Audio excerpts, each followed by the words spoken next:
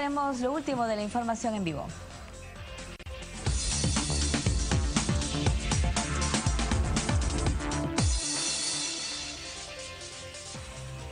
Bueno, y en estos momentos nos vamos a la sala Marta Hildebrand. Ahí está nuestra compañera Elsa Iturriaga. Elsa, muy buenas tardes. Gracias, Raquel. Efectivamente nos encontramos en la sala 4 del edificio Víctor Raúl Aya de la Torre, donde ya se ha dado inicio a la mesa de trabajo de proyectos de ley en materia de régimen laboral, SBS, BCR, Servir. Es importante señalar que en estos instantes se ha anunciado que en unos momentos más va a llegar a esta reunión el presidente de la Comisión de Constitución y Reglamento, Miguel Ángel Torres Morales. En estos momentos se están realizando las exposiciones correspondientes los invitados y dirige la mesa de trabajo momentáneamente la asesora principal y secretaria técnica de la Comisión de Constitución y Reglamento. Están tratando acerca de el proyecto de ley que precisa el régimen legal especial en materia laboral del Banco Central de Reserva del Perú. Se encuentran el gerente general Renzo Rossini, el gerente jurídico Manuel Monteagudo y el asesor jurídico Raúl Ferrero. Posteriormente se va a tratar acerca del régimen laboral de la Superintendencia de Bancas, Seguros y Administradoras de Fondos de Pensiones y sus trabajadores. De igual forma, se va a tratar acerca de la Autoridad Nacional del Servicio Civil. Veamos el desarrollo de esta reunión. Quisiera decir dos cosas más. La iniciativa legislativa se ha hecho, como lo dice el oficio dirigido por la Presidencia del Consejo de Ministros, para resolver una incertidumbre en las interpretaciones que se puedan generar a raíz del fallo del Tribunal Constitucional, a raíz de las opiniones de Servir, en el sentido de que el Banco Central tiene un régimen propio. No es constitucionalmente posible, y corresponde a nuestro régimen constitucional, que el régimen laboral esté subordinado a políticas del gobierno, que el régimen laboral del Banco Central esté subordinado a directivas de un órgano del gobierno, porque precisamente lo que propone Servir, y es algo que nosotros saludamos, es crear un régimen único y exclusivo para las personas que prestan servicio en las entidades públicas del Estado, y no precisamente para aquellas entidades que realizan operaciones como el Banco Central y tienen este marco constitucional.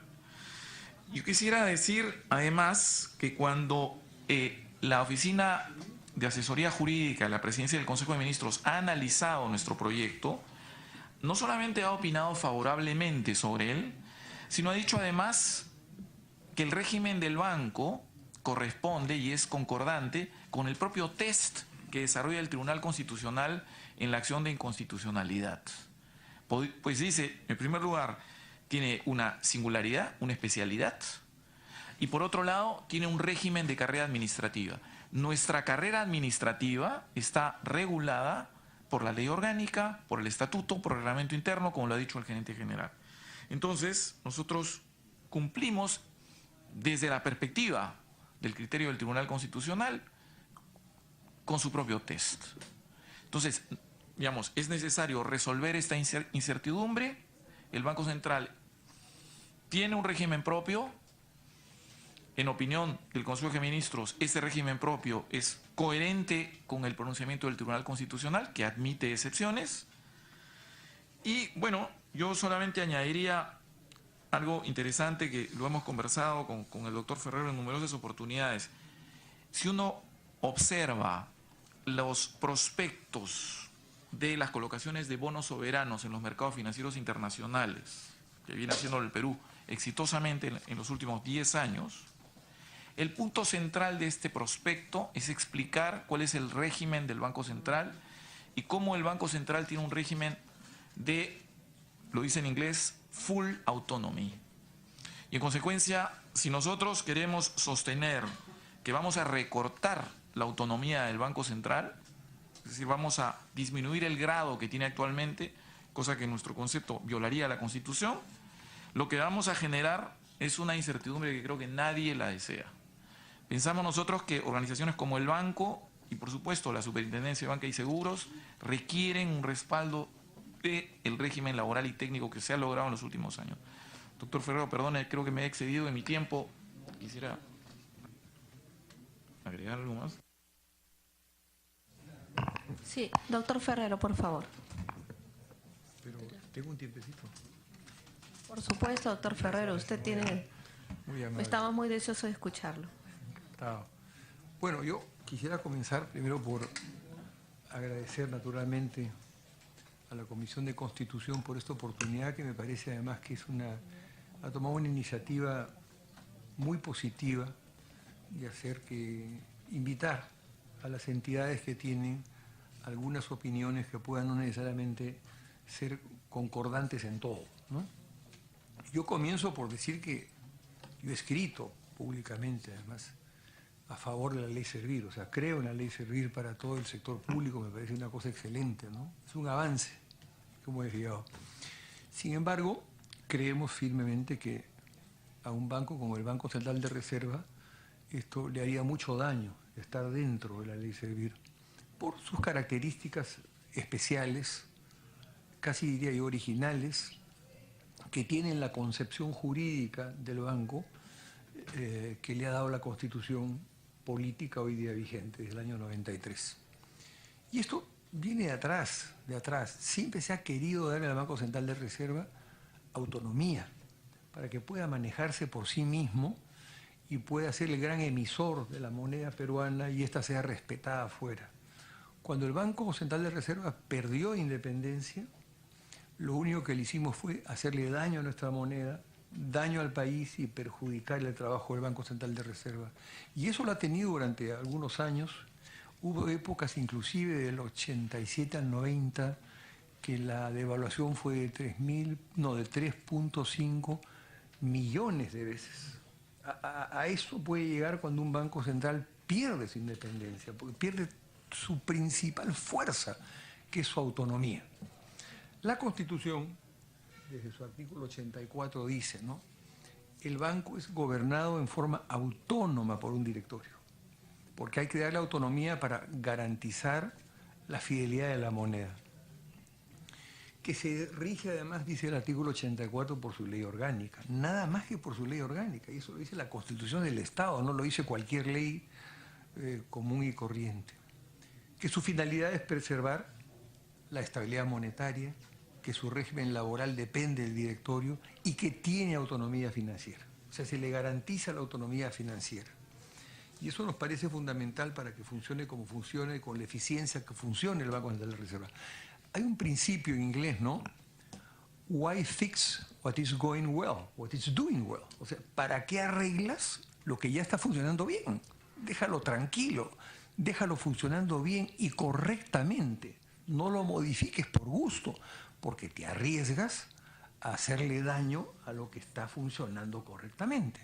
Es decir, la garantía que tenemos hoy día los peruanos de nuestra moneda no la teníamos 20 años atrás. Desgraciadamente, no la teníamos.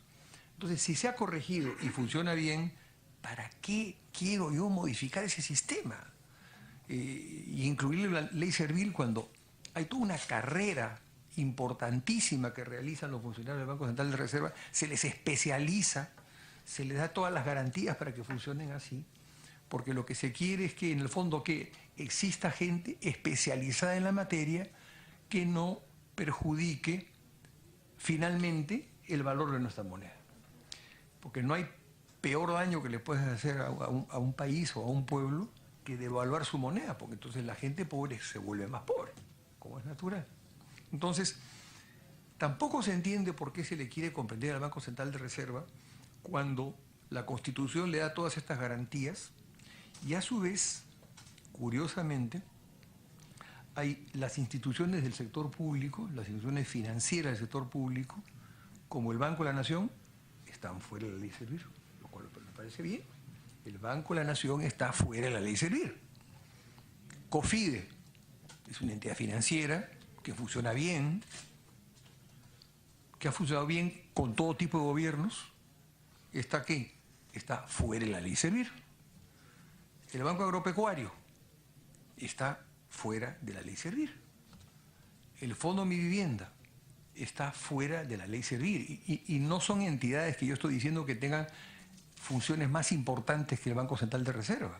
Son tan importantes quizá, según cómo se le mide, tan importantes quizá como la del mismo Banco Central de Reserva, pero son entidades financieras. Las cajas municipales de ahorro y crédito no están comprendidas en la Ley Servir. Y se pretende incluir la Ley Servir, o pretendería el Tribunal Constitucional, por lo menos pretendería hace un año y medio, ya no hoy, el día de hoy, que estamos muy confiados en que ha logrado modernizar su criterio, y todas estas entidades financieras del Estado no están comprendidas porque son financieras en la Ley Servir, ya que el mismo Banco Central de Reserva se le garantiza autonomía financiera, no hay razón para que se le trate con un rasero distinto y se arriesgue a perjudicar la moneda. Ahora, ¿qué hace el Banco Central de Reserva?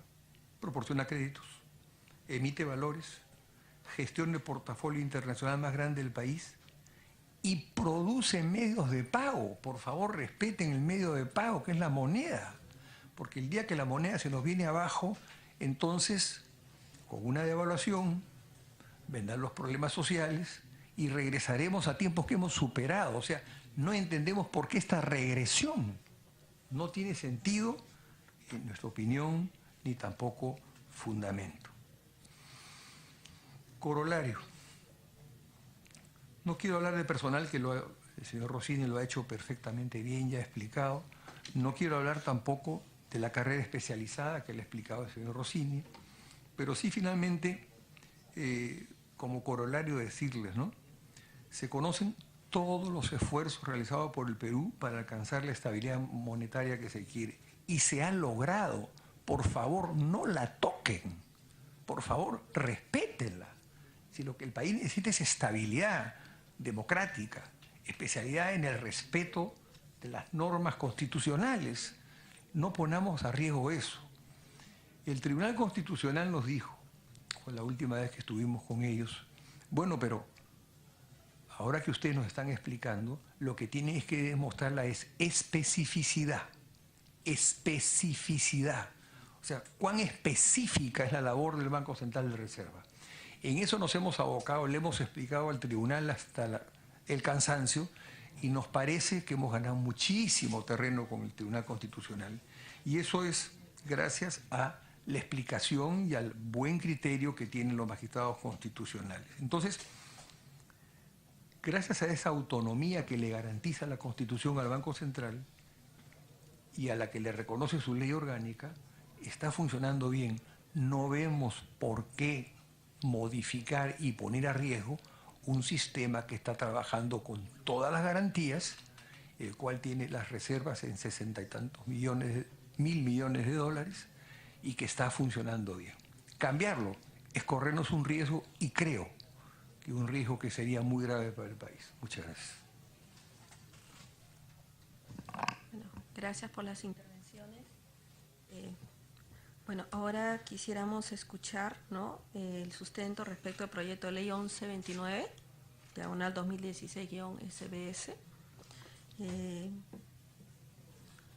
¿Le cedería la palabra a la doctora Mila Guillén o la va a sustentar el doctor Javier Oye, superintendente adjunto de estudios económicos de la SBS?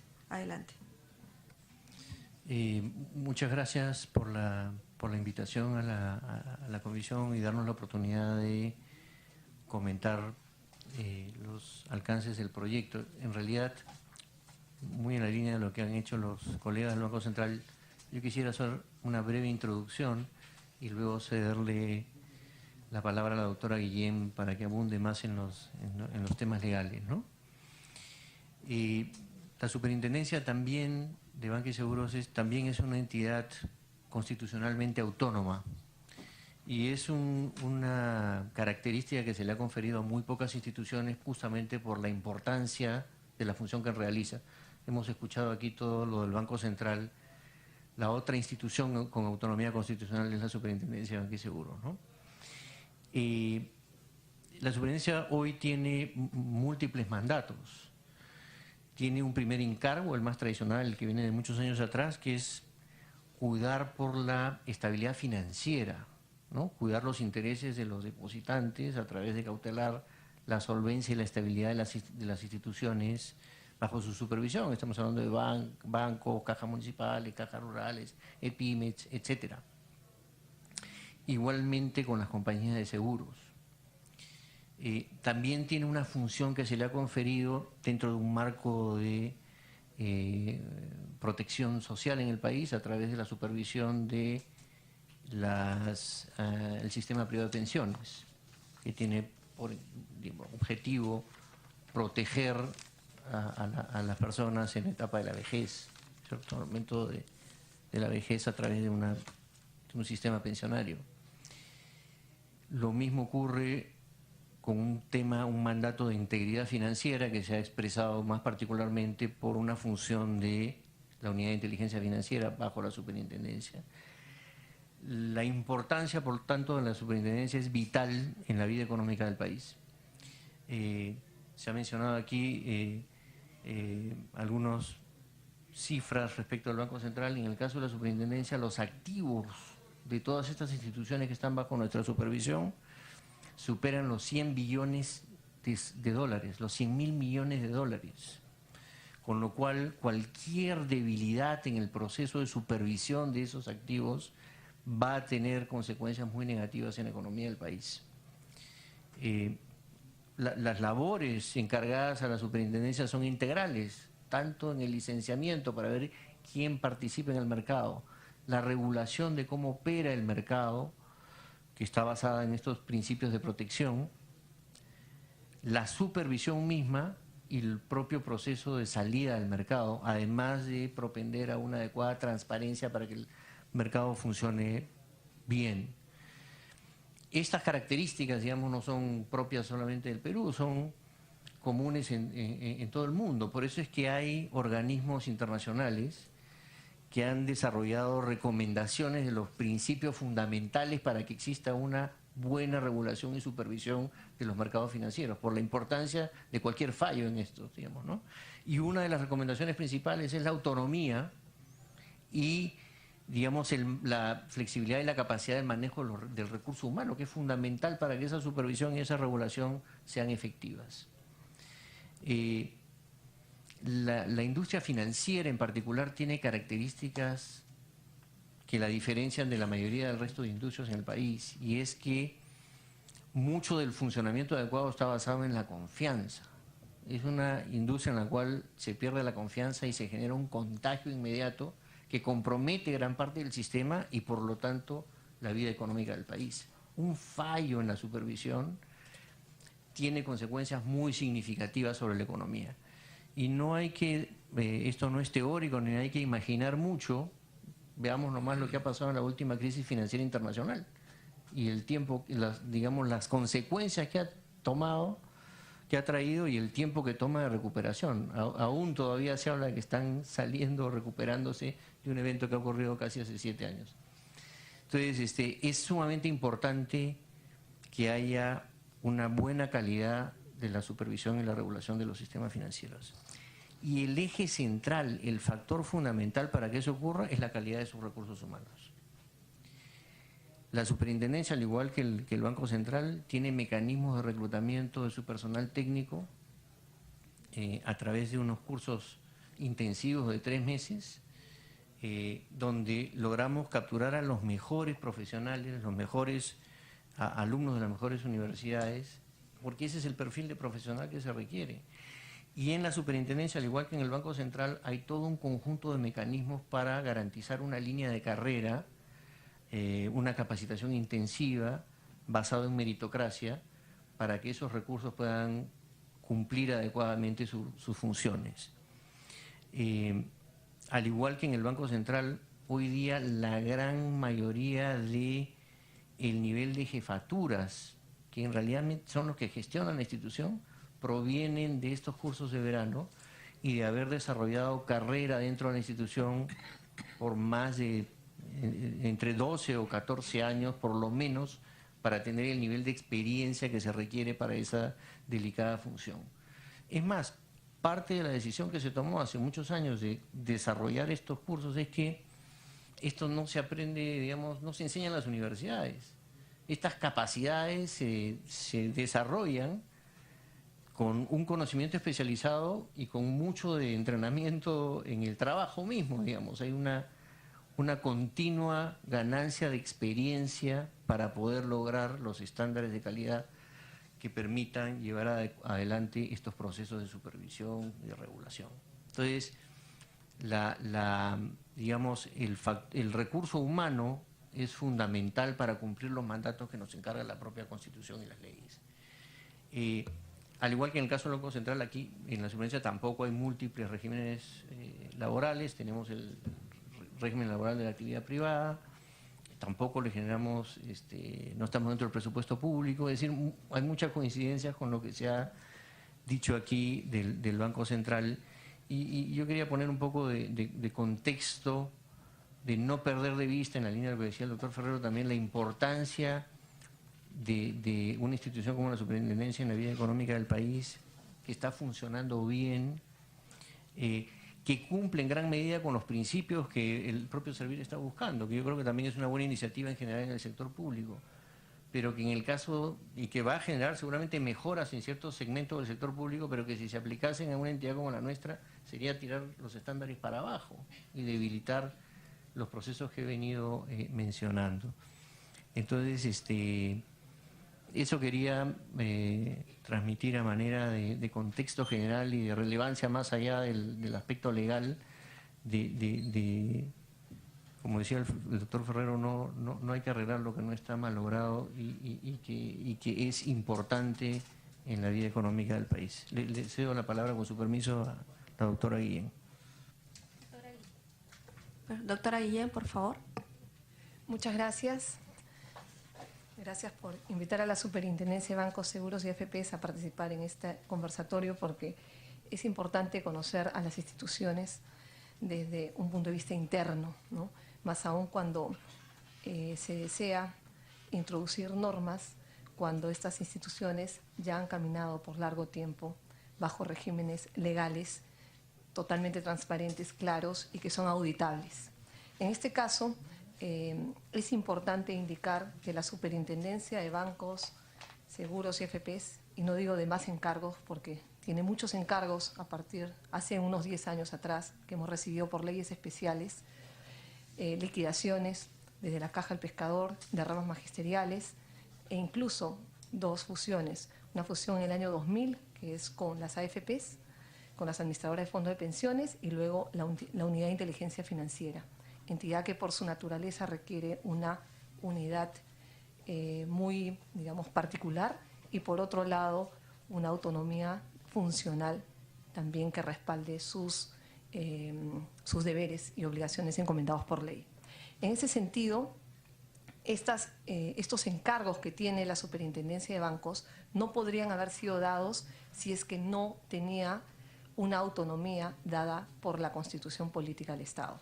Que dicho sea de paso, para la SBS viene desde el año 1979, ¿no? La Constitución del 79, la del 93, y luego es muy desarrollada en la Ley Orgánica ya a partir del año 96. Tenemos la norma constitucional, tenemos la Ley Orgánica, que está conjuntamente expedida con la Ley Ordinaria, que es la Ley de Bancos. Es un solo cuerpo legal con 2 digamos, bloques de naturaleza distinta, encontrándose dentro de la Ley Orgánica el artículo que establece y consagra el régimen laboral de la Superintendencia de Bancos. Entendemos, por las diferentes sentencias del Tribunal Constitucional, como también por la literatura sobre supervisores bancarios en el mundo, que poner el régimen laboral, ¿no?, dentro de una norma suprema, ¿no?, dentro de una norma con un rango superior a otras que establece la estructura, que está dentro de la estructura, tiene una razón. Es el desarrollo de las funciones encomendadas y la responsabilidad que se tiene de esas funciones que va a realizar este ente. De lo contrario, podría ser una ley ordinaria cualquiera. Estamos hablando del artículo 371 de la Ley Orgánica de la Superintendencia. En este sentido, se han desarrollado diversas normativas y la superintendencia tiene incluso un régimen disciplinario desarrollado a raíz de su ley orgánica. ¿Qué ha sucedido con esta estructura administrativa y de recursos humanos ya establecida por la superintendencia? Le ha permitido cumplir sus funciones y no suspender en ningún momento ninguna labor, ni tampoco tener ninguna prórroga en cuanto a los encargos recibidos por ley. Han sido de manera inmediata. Y esto porque le ha permitido no solamente contratar, sino capacitar y retener el talento. 3 elementos muy importantes para un supervisor bancario. Posiblemente el tema de la contratación, muchos dirán, bajo un régimen privado es una contratación privada. No, en el caso de la Superintendencia de Bancos se respetan los principios de cualquier entidad pública, y como debe ser, principio de transparencia y meritocracia. Podemos decir que hay una carrera pública, incluso casi instituida, de forma natural. ¿Por qué? Porque un funcionario, vamos a llamar dentro de los ámbitos más, digamos, simples, un servidor público inicia una carrera dentro de la superintendencia y para llegar, digamos, a consolidarse en esa carrera, en esa posición, pueden demorar de 10 a 14 años para ser un supervisor de grupo, esto es, para poder trasladar conocimiento. En consecuencia, nosotros consideramos que el régimen desarrollado ha sido un proceso largo de años, pero que ha logrado una consolidación que se debe respetar y, en todo caso, preservar por ley, porque de lo contrario, nosotros tenemos un grave riesgo. ¿Cuál es el grave riesgo? Que todo supervisor bancario es supervisor de entidades del sistema privado, tanto nacionales como internacionales. Un empleado o servidor, como lo deseen llamar, tiene la posibilidad de ser empleable en el sector privado de manera inmediata, posiblemente con mejores remuneraciones incluso. En consecuencia, la retención del talento es parte de la formación. ¿Y cómo se logra ello? Se ha logrado a través de la implementación de los cursos de verano de nivel de estándar internacional, porque también otros miembros de la región, otras superintendencias atienden el curso que la superintendencia da. A través de ese curso se recluta el personal que va a supervisión y regulación, que es otra función fundamental y que le permite a la superintendencia tener, ¿no?, el cumplimiento, mantener, ¿no?, el cumplimiento a cabalidad del encargo de la ley. Regula el sistema y supervisa el sistema. En ese sentido, ¿no?, este curso permite entrenar con alta especialización el ingreso a la carrera de la superintendencia. Y la retención del talento está dado por políticas que implementa de manera individual, de manera unitaria, de manera única, se puede decir, como ente, de acuerdo a las necesidades que se van encontrando en el camino, a los retos y desafíos de los mercados financieros. En consecuencia, hay una medición del servidor público en la superintendencia con miras al sector privado. Esto no hubiera sido posible si es que no se mantiene una autonomía que le permita al superintendente fijar esta política de empleo. Otro punto importante es que la capacitación de la superintendencia no es una capacitación que podemos nosotros considerar y bueno, en opinión nuestra es loable que la ley Servir incorpore un tema de capacitación, pero nuestra capacitación, al ser tan especializada, está comprometida incluso con entidades de fuera. Nosotros tenemos, ¿no?, fondos de fuera que están debidamente auditados y con metas propias de capacitación en el mediano, corto y largo plazo. Tenemos la forma como hemos venido manejando esos apoyos, ¿no?, financieros para capacitación, ha sido constante. Y ha sido constante porque se han medido los frutos. Esto es, se ha medido el nivel en el cual se han aplicado esos recursos humanos y cómo se han aplicado y los resultados que han existido. Cuando se ha conversado acerca de la responsabilidad y de la magnitud de la supervisión, ¿no?, hay un tema muy importante. Por ejemplo, el delito de pánico financiero era un delito que tenía que estar, digamos, probado y tenía que consumarse el acto para que sea delito. Es tan importante el día de hoy preservar la solidez de una institución financiera que solamente el riesgo potencial de una corrida ya constituye delito de pánico financiero. Y eso porque atendiendo a la sensibilidad de los sistemas que supervisamos es que la ley ha considerado ese ajuste muy particular en el ámbito financiero y no en otras industrias, por ejemplo, ¿no?